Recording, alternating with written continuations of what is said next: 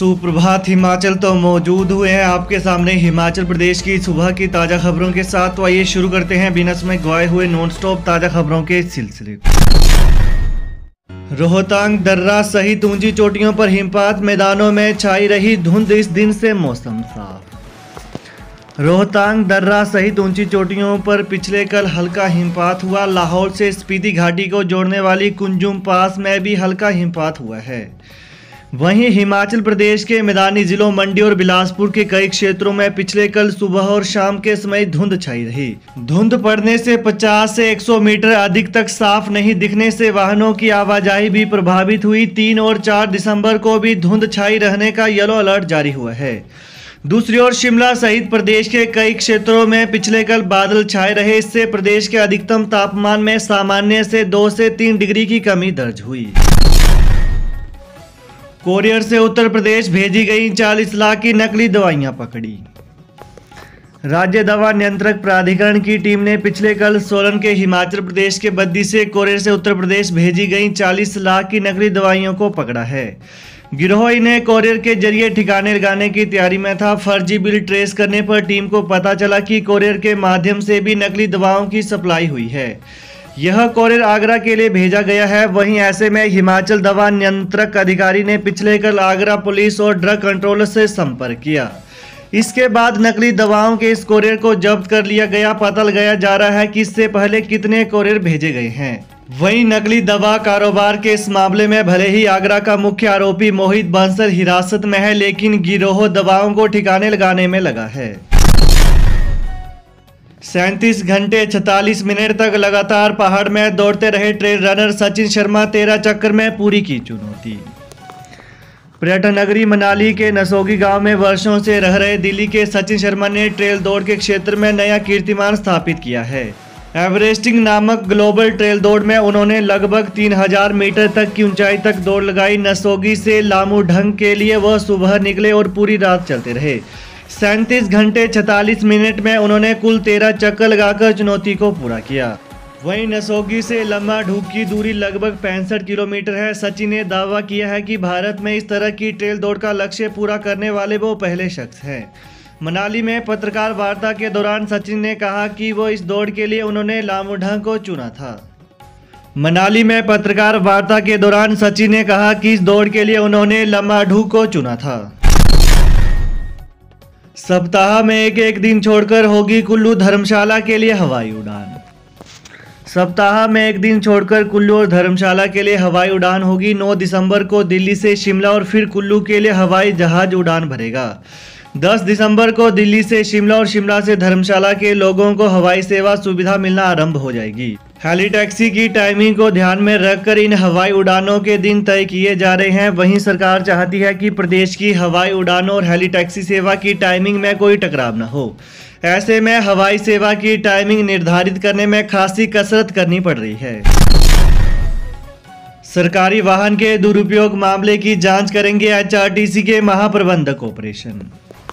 हिमाचल पथ परिवहन निगम हमीरपुर के मंडलीय प्रबंधक के वाहन के दुरुपयोग करने के मामले की जांच अब HRTC के महाप्रबंधक ऑपरेशन पंकज सिंघल करेंगे। प्रबंधन ने 7 दिन के भीतर मामले की जांच रिपोर्ट शिमला भेजने के निर्देश दिए हैं। वहीं 29 नवंबर को HRTC हमीरपुर के मंडलीय प्रबंधक की धर्मपत्नी और बेटी ने अपने निजी कार्य के लिए सरकारी वाहन का प्रयोग किया था। वहीं से पहले जिस मंडलीय प्रबंधक के सरकारी वाहन का दुरुपयोग किया गया था, उसी अधिकारी को मामला की जांच का जिम्मा सौंप दिया गया था। रेणुका जी बांध परियोजना की संपत्ति अटैच करने के आदेश।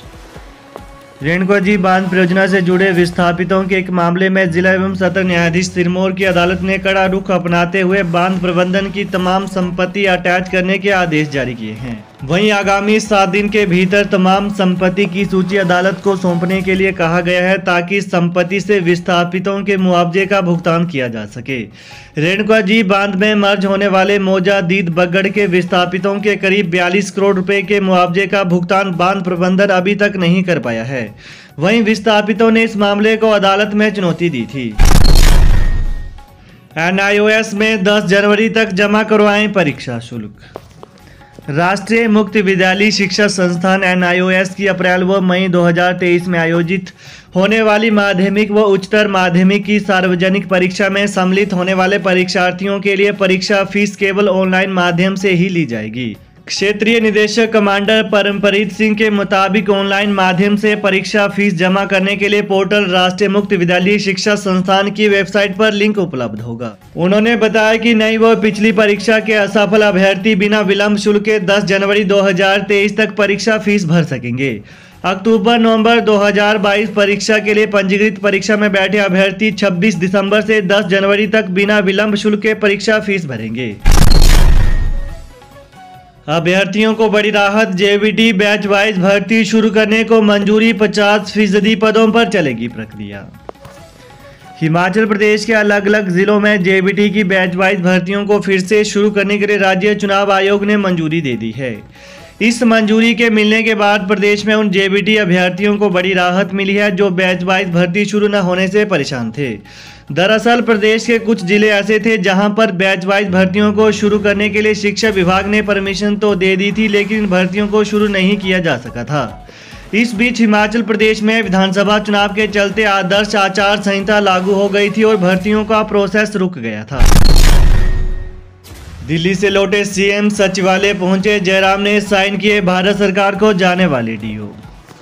मुख्यमंत्री जयराम ठाकुर दिल्ली से लौटकर पिछले कल राज्य सचिवालय पहुंचे। विधानसभा चुनाव का मतदान होने के बाद से लेकर अब तक मुख्यमंत्री सचिवालय नहीं आए थे और फाइलें सरकारी आवास में ही साइन हो रही थी। पिछले कल दोपहर बाद सरकारी कामकाज निपटाने के लिए मुख्यमंत्री सचिवालय पहुंचे। वह आज धर्मशाला जा रहे हैं, जहां कल भाजपा प्रत्याशियों के साथ चुनाव की समीक्षा करेंगे। 8 दिसंबर को चुनाव नतीजों से पहले भाजपा यह पता करना चाह रही है कि कितनी सीटें पार्टी को आ सकती हैं। दूसरी तरफ एक रोचक तथ्य यह भी है कि 12 नवंबर को हुई वोटिंग के बाद से राज्य सरकार का कोई भी कैबिनेट मंत्री सचिवालय में अपने दफ्तर नहीं आया है। अब आंखें स्कैन कर मिलेगा राशन। प्रदेश के राशन डिपो में जल्द लगेंगी IRS मशीनें। हिमाचल प्रदेश के राशन डिपो में अंगूठा लगाने के बजाय अब आंखें स्कैन करके उपभोक्ताओं को राशन मिलेगा। वहीं प्रदेश के राशन डिपो में IRS मशीनों के लिए चेन्नई की OSYS कंपनी को काम सौंपा गया है। उक्त कंपनी राशन डिपो में लगाई जाने वाली इस IRS मशीन का 1050 रुपये के हिसाब से प्रति माह किराया वसूल करेगी। इसके अलावा मशीनों की मेंटेनेंस भी कंपनी द्वारा ही करवाई जाएगी। खाद्य आपूर्ति विभाग के पास अभी तक 250 IRS मशीनें पहुंच गई हैं। वहीं प्रदेश के राशन डिपो में जल्द ही आई स्कैनिंग सिस्टम शुरू किया जाएगा। राशन डिपो में IRS मशीनें लगने के बाद यह सुविधा और भी आधुनिक हो जाएगी। इससे पहले अंगूठा पंच करके उपभोक्ताओं को डिपो में राशन दिया जाता था। मतगणना वाले स्कूल कॉलेजों में 8 दिसंबर को रहेगा अवकाश। हिमाचल प्रदेश विधानसभा चुनाव की मतगणना वाले स्कूलों और कॉलेजों में 8 दिसंबर को अवकाश रहेगा। उच्च शिक्षा निदेशालय ने सभी जिला उपायुक्तों को जरूरत के अनुसार ऐसे स्कूलों को बंद रखने का फैसला लेने के लिए अधिकृत किया है। वहीं मतगणना को लेकर राज्य निर्वाचन विभाग ने तैयारियां पूरी कर ली हैं। केंद्रीय पुलिस बल और हिमाचल पुलिस की कड़ी सुरक्षा के बीच मतगणना की जाएगी। दूसरी ओर निर्वाचन विभाग की ओर से हर मतगणना टेबल पर 50 कर्मचारियों की ड्यूटी लगाई गई है। तो ये है आज सुबह के मुख्य समाचार। तो प्रदेश की ताज़ा खबरों को पाने के लिए चैनल को जरूर सब्सक्राइब करें। Thanks for watching. जय हिंद, जय हिमाचल।